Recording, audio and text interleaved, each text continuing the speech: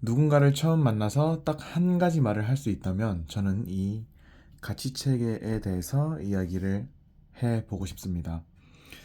20살 때부터 지금까지 줄곧 사람들이 가치체계에 관심을 가졌던 이유, 그리고 그 가치체계가 무엇인지, 어떻게 도출하는지 우리가 1년 동안 시간을 보내왔는데 그 시간을 함께하지 못한 부분들을 좀 참고하시면서 보면 좋을 것 같습니다.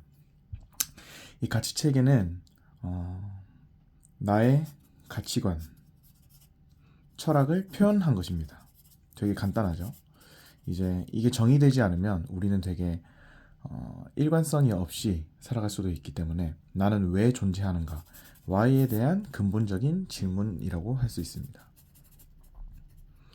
그리고 이 근본 질문을 바탕으로 구체적으로 나눈 네 가지가 바로 이 아래에 있는 사명, 비전, 핵심 가치, 강점이고, 이 네 가지를 알면 그 사람을 전부 알 수 있다. 좀 위험한 발음일 수 있지만 대부분 그렇게 볼 수 있습니다.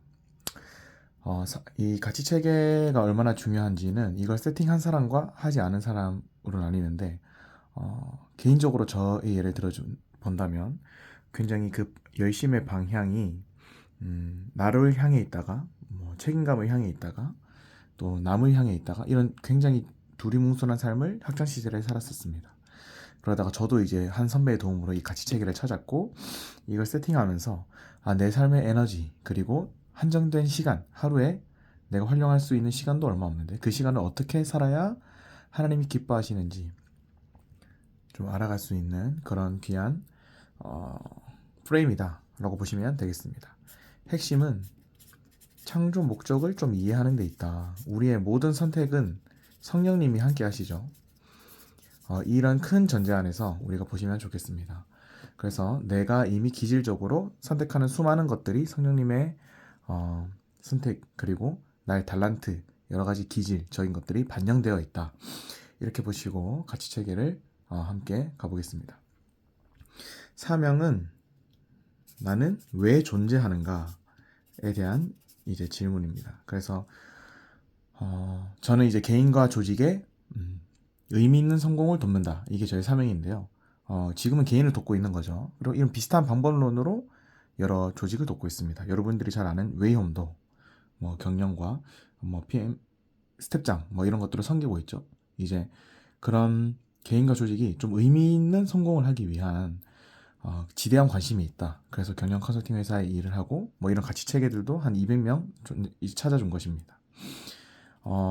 나의 그 한 문장이 나오는데 보통 우리는 세상에서는 네가 잘하는 거 그리고 좋아하는 거 그리고 너 관심 있는 거 여기에 스팟을 찾아라 라고 말하는데 사실 하나님의 관심은 공동체의 필요, 이웃의 관심, 또 하나님의 시선 이렇게 표현을 하기도 합니다.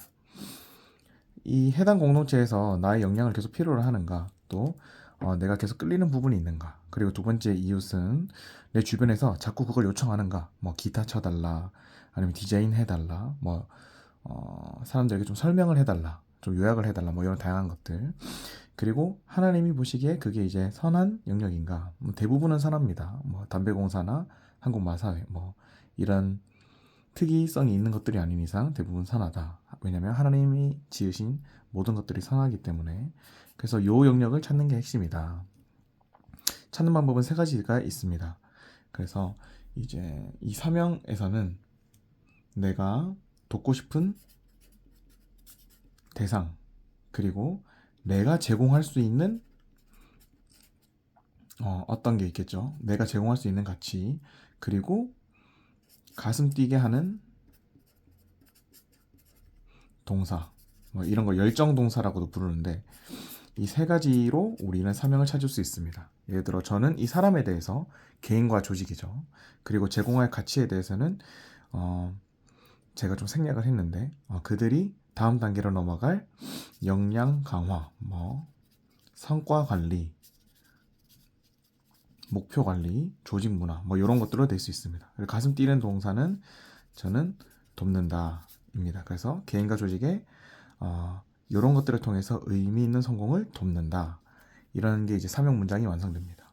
사명 토크시트를 보시면 이 순서대로 나와 있거든요. 그리고 오른쪽에는 토크시트 띄우시고 왼쪽에는 이제 구글 시트 띄우셔서 다른 사람들이 이렇게 작성했구나 좀 보시면서 참고하시는 것을 추천드립니다. 그 다음 이제 비전인데요. 비전은 이 사명이라는 것이 큰 산이죠. 여기가 이제 우리가 평생 달성할 수도 있고 못 달성할 수도 있는 게 사명입니다. 그럼 이제 우리 비전은 베이스 캠프라고 보시면 됩니다. 그래서 우리가 이 등산을 해 나갈 때 내가 뭐 30대 또는 역량이 어느 정도 됐을 때 50대, 70대에는 이런 걸 성취하고 싶다 가는 게 이제 미션으로 가기 위한 여정의 잠깐의 그 달콤한 열매다라고 보시면 되고요. 이 비전은 이제 사명보단 좀 구체적으로 작성이 됩니다. 그래서 사명의 방향성이고 이 추상적인 사명을 좀 더 구체적으로 작성하는 그런 영역입니다. 그래서 제가 권해드리는 것은 1년 뒤, 2년 뒤, 3년 뒤, 5년 뒤, 10년 뒤 한번 해보시면 좋을 것 같고요. 뭐 이제 평생 목표가 있을 수도 있습니다. 이 평생 목표가 있을 수도 있고 아니면 이 굳이 시간이 아니라 나의 역량에 따라서 이 목표를 설정할 수도 있습니다. 어쨌든 개인과 조직의 의미 있는 성공을 도우려면 내가 교육회사를 차릴 수도 있겠죠. 아니면 지금 컨설턴트로 일을 할 수가 있고 아니면 데이터 애널리스트로 이제 일을 할 수도 있고 다양한 영역들이 있습니다. 우리 기질과 탤런트가 다 다르기 때문에 요 영역에 하나씩 채워 나가시면 된다라는 거고요. 비전 토크시트를 한번 보시면 이제 위에 사명을 적게 되어 있습니다. 이 사명에 전제한 비전이 5가지가 나와야 된다는 거고요. 그래서 내 비전 내가 하고 싶은 게 정말 많지만 그 중에서 순서대로 1, 2, 3, 5, 10년 하셔도 되고 또 교육 이제 나의 평생의 관점에서 이루고 싶은 저는 이제 4명의 아이와 함께 이제 뭐 그런 것들도 적었고 역량에서는 이제 평생 노후를 돕겠다. 또 이제 뭐 창업 이런 것들이 있을 수 있겠죠. 이런 것들을 반영하는 게 이 5개다. 이것도 구글 시트를 통해서 한번 또 참고해 보시면 좋을 것 같습니다. 예시를 보면은 좀 많이 이해가 되시는 부분들이 있을 겁니다. 다음은 핵심 가치입니다. 이 핵심 가치는 내가 어떤 마음으로 일하고 또 관계 맺는지를 결정하는 나의 내면의 기준이다 라고 보시면 되고요. 이제 사실 판단의 기준이다 이렇게 생각하시면 가장 좋습니다. 판단의 기준. 여러분 이 영상을 왜 이까지 들으셨나요? 지금 한 7분 넘어가는데 여러분들이 이까지 들으셨던 이유가 있을 거 아니에요. 그쵸? 그게 이제 그것조차도 우리의 핵심 가치의 판단의 기준이 된다. 그래서 이제 이 가치관을 좀 키워드로 언급한 것이 이 핵심 가치가 되겠다라는 거고요.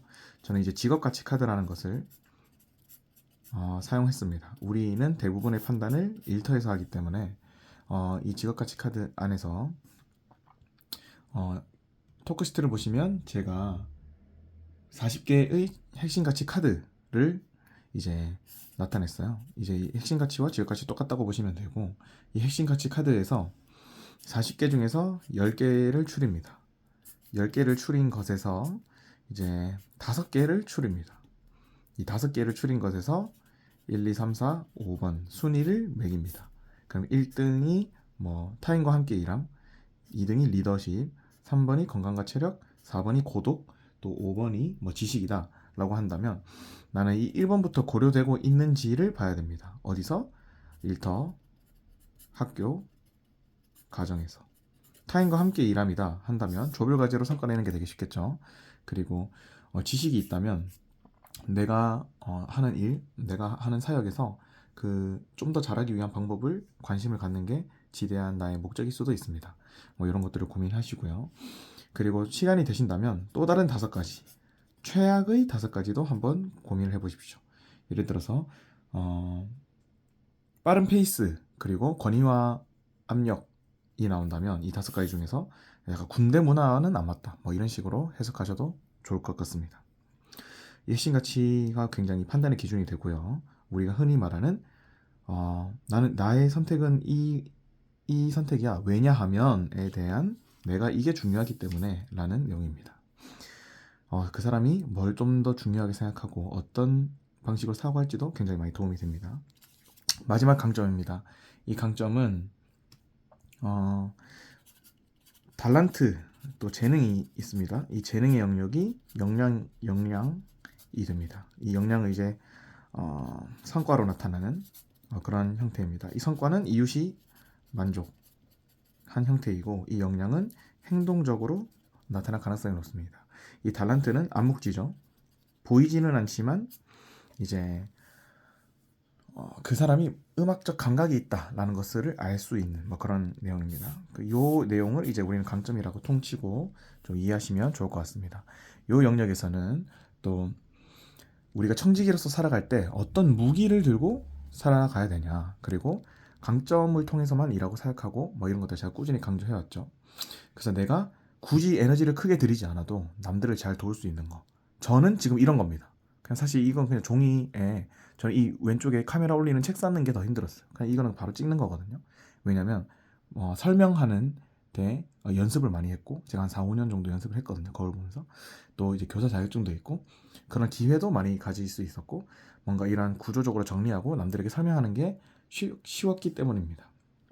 이제 이건 이제 좀 포괄적인 강점이고요. 또 여러분들에게 강점 토크시트를 보시면 강점 예시 갤럽에서 한 것들을 제가 좀 한국 직장인 용어로 바꾼 게 있습니다. 이렇게 생긴 거 있죠. 이거를 주변 사람들한테 막 보내는 거예요.